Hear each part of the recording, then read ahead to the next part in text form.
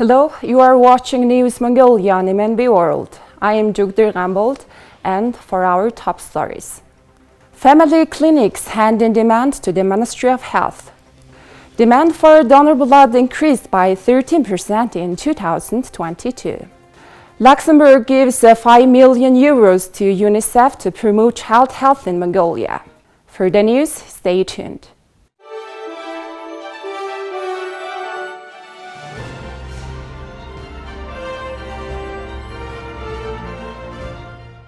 The doctors and the staff of family healthcare clinics have submitted demands to the Ministry of Health. Clinics that provide first aid and medical help to almost 70% of the population say they haven't received funding for several months. There are 3,400 doctors and medical staff working at 205 family clinics across Mongolia, providing basic medical services to 70% of the population. The clinics that meet performance requirements establish performance contracts with the Health Insurance Fund and the General Department of Health. Under these contracts, the state provides funding for clinic operations. However, the doctors protesting outside the Ministry of Health say that their clinics haven't received funding for several months. There was a requirement to meet 13 key criteria, and we did that. Officials said they would check our performance through an online registration program. Our performance was already checked and evaluated in December 2022. The Health Insurance Fund checked our performance through the online system and said clinic performance was poor. We just want to receive funding for work that was already performed. The National Center for Communicable Diseases reported that family clinics completed their immunization program with 97% performance. It's a state-level report, but the Health Insurance Fund evaluated our performance as non-performing. Don't they see that it is a program data error? The e-hospital program was introduced to evaluate the performance of family clinics, but clinic doctors and medical staff say the program's development is poor and it crashes often. Blood donation is a voluntary procedure that can help save lives. There are several types of blood donation, with each type helping to meet different medical needs. On Tuesday, January 3rd, National Blood Donation Day was marked. This is Tsendayush, a resident of Bayinzurg district. He's been donating blood for 27 years. He has donated blood 150 times, saving 450 people's lives. On National Blood Donation Day, he was named a golden donor. His wife called his mother to let her know the good news. The first time I donated blood was when a friend of mine got into a serious accident and needed a blood transfusion. Back then I decided to become a blood donor to help people. Since then I've been regularly donating blood. Now I'm almost 60 years old, but I'm in very good health. I think it's thanks to regular blood donation. There are a lot of blood donors like Tsendayush who make great contributions to saving people's lives, and the country's people are its most valuable capital. I donate blood every 2 months. I feel good knowing that my blood is saving someone else's life. Women are allowed to donate blood every 3 months. Blood donation has its benefits. For example, after blood donation, your body generates new, healthy blood. Donated blood is also used to save children's lives. The National Center for Maternal and Child Health has an annual demand of at least 400 to 500,000 milliliters of blood and blood products. We mostly treat children with leukemia and blood disorders. Blood is one of the main components needed for treating these children. According to WHO data, Mongolia is the world's highest rate of liver cancer, as well as the highest mortality rate from this cancer. In 2022, 30 liver surgeries were conducted in Mongolia. A single liver surgery requires 8 to 15 units of blood. Annually, we conduct around 400 oncology operations, plus we have patients waiting for treatment. Blood donors are very important and crucial for us, and more blood donations are needed. Currently, Mongolia has a 21-day reserve of red blood cells and 1-year reserve of plasma products. As innovative technologies are introduced to the medical sector, we see that blood transfusion will also need to adopt innovations. This year and in the future, we see that the demand for blood and blood products will grow. Blood is essential to life, and thanks to blood donors, the Mongolian medical sector has sufficient reserves for providing medical services to patients needing blood transfusions. Now let's take a look at Mongolia's current affairs. UNICEF welcomes Luxembourg's contribution of €5 million for the prevention and reduction of child rheumatic heart disease in Mongolia. Rheumatism is the most commonly acquired heart disease globally in people under the age of 25. It starts as a sore throat from a bacterium called Streptococcus pyogenes, which can spread easily from one person to another. In Mongolia, according to 10-year morbidity data for all Mongolians, 29.1% of all morbidity cases were among children. In 2022, respiratory tract infections were the most common for all age categories under 15 per 1,000 children. UNICEF Mongolia's rheumatic prevention program aims to screen girls and boys, including adolescents, at an early stage for rheumatic heart disease and Streptococcus pharyngitis. To do this, the program works with medical workers that are capable of using existing equipment to ensure a better diagnosis for child heart disease and other non-communicable diseases. Additionally, the program will create an enabling environment conducive for antenatal care and early infancy and adolescence health, as well as train doctors, nurses, and health workers for an improved capacity in diagnosing and using existing equipment for early screening of congenital heart disease and other non-communicable diseases among infant children. Finally, the program will promote healthy lifestyles, including good hygiene, through targeted awareness-raising campaigns. Thank you for staying with us. Now let's look at the currency exchange rates provided by Mongol Bank.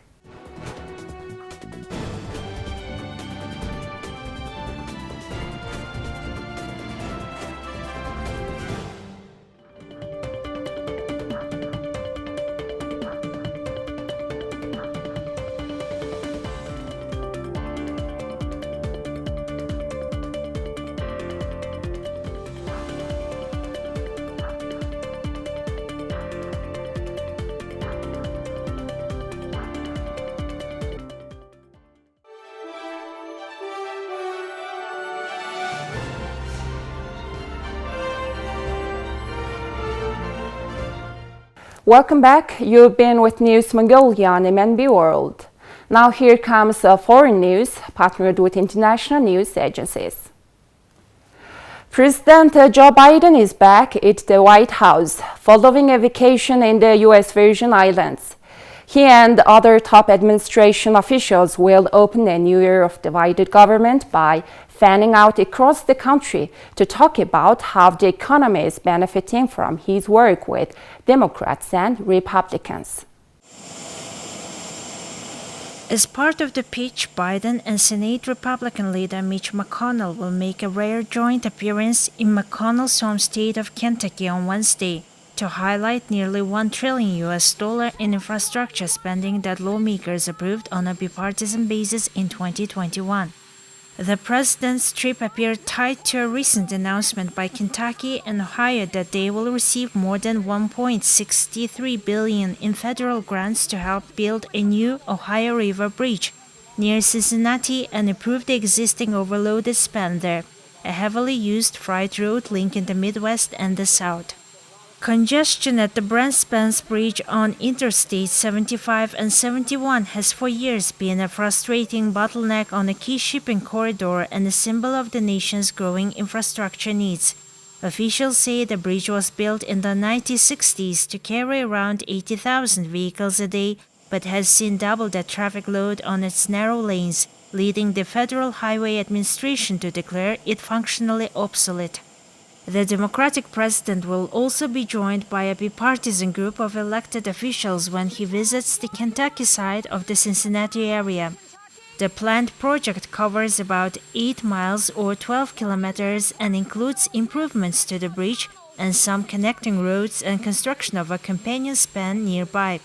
Both states coordinated the request to funding under the nearly $1 trillion bipartisan infrastructure deal signed in 2021 by Biden, who had highlighted the project as the legislation moved through Congress.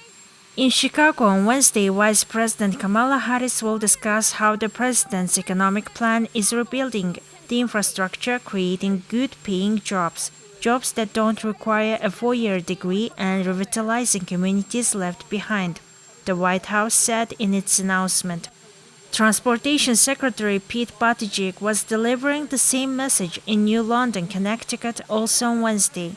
Mitch Landrieu, the White House official tasked with promoting infrastructure spending, will join soon-to-be former House Speaker Nancy Pelosi on Thursday in San Francisco, which she represents in Congress. To tackle Australia's staff shortage, a restaurant owner in a seaside town of Victoria has resorted to reaching out to older people to come out of a retirement and work for him. And the industry experts are calling others to follow this example to change the widespread age discrimination culture that's pervasive in the country. Life in Australia is coming back to normal after restrictions linked to the COVID-19 pandemic were lifted at the end of the last year. But businesses are still finding it hard to fill job vacancies, and the catering industry seems to be especially hard hit. But one restaurant owner in the coastal Victorian town of Queenscliff may have found the perfect solution to this pressing issue. I have 5 too many staff at the moment, and I could actually open another venue to keep them all gainfully employed. So we've got 2 74-year-olds, a 70-year-old, and then we've got 57, 60, 64, 66, 67. It makes me feel better, and I love putting in, I love contributing. I think it just keeps me fit and healthy and happy.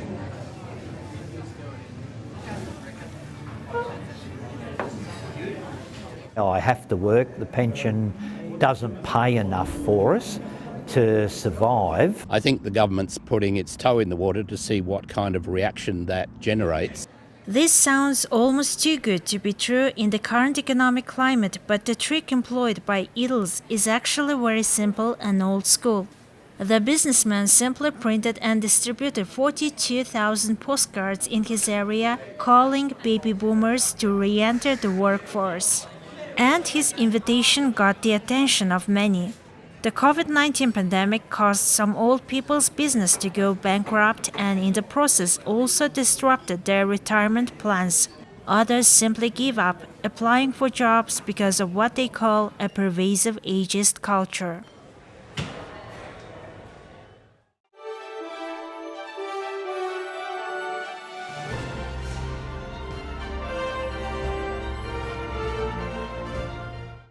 Now let's look at the regular news on sports.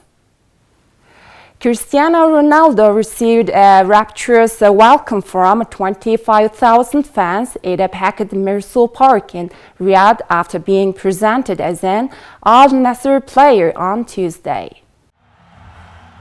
Cristiano Ronaldo was presented as the superstar new signing of Saudi Arabian club Al Nassr on Tuesday. The former Manchester United, Real Madrid and Juventus forward will play in the Saudi Arabia Pro League after rejecting offers from Europe, North America and beyond. The 37-year-old Portugal international, who has won 5 Ballon d'Or awards for the best player in the world and 5 Champions League titles, will play outside of Europe for the first time in his storied career. Well, so far feeling very good. I'm so proud to make this big decision in my life in football.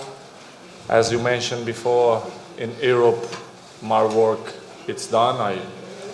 I won everything. I played the most important clubs in Europe, and for me now it's a new challenge, as you mentioned, in Asia. I'm glad for that Al Nassr gave me this opportunity to show and develop not only for the football, but also for the generation, the young generation, the women's generation as well, for the young boys. And for me, it's a challenge, but in the same way, I feel very, very happy and very proud. Ronaldo was presented to thousands of fans at Al Nassr's Mersul Park against the backdrop of fireworks and smoke machines.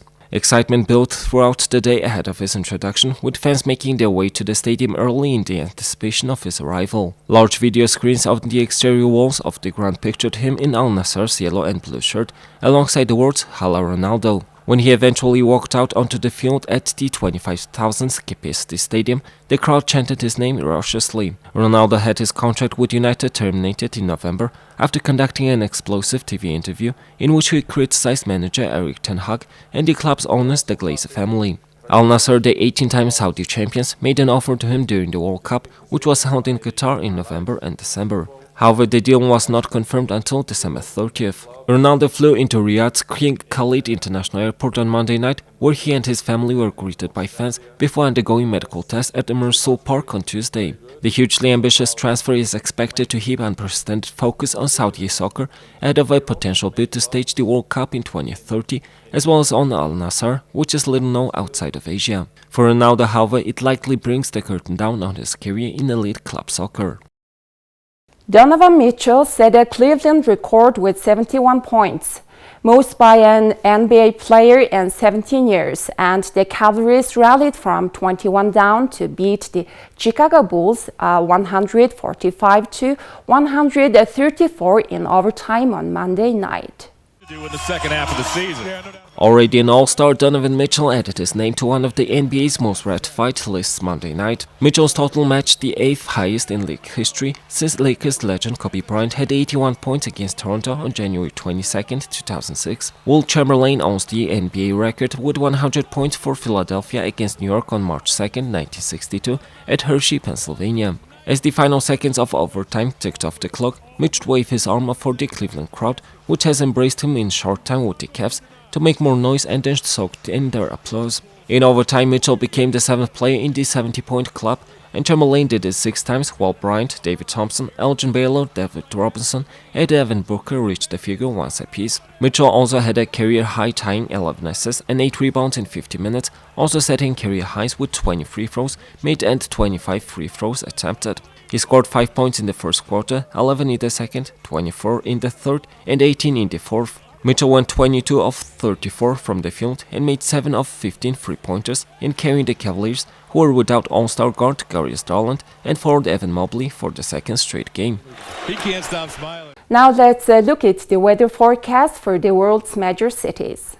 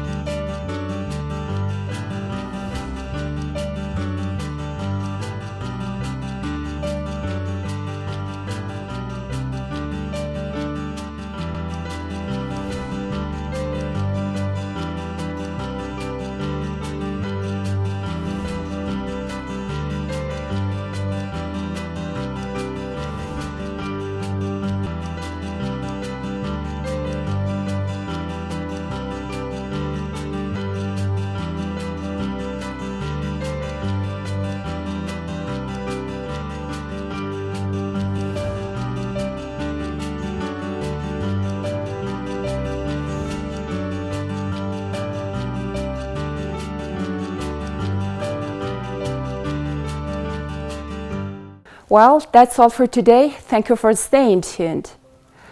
Goodbye until we meet you again with more news and updates. Have a nice day.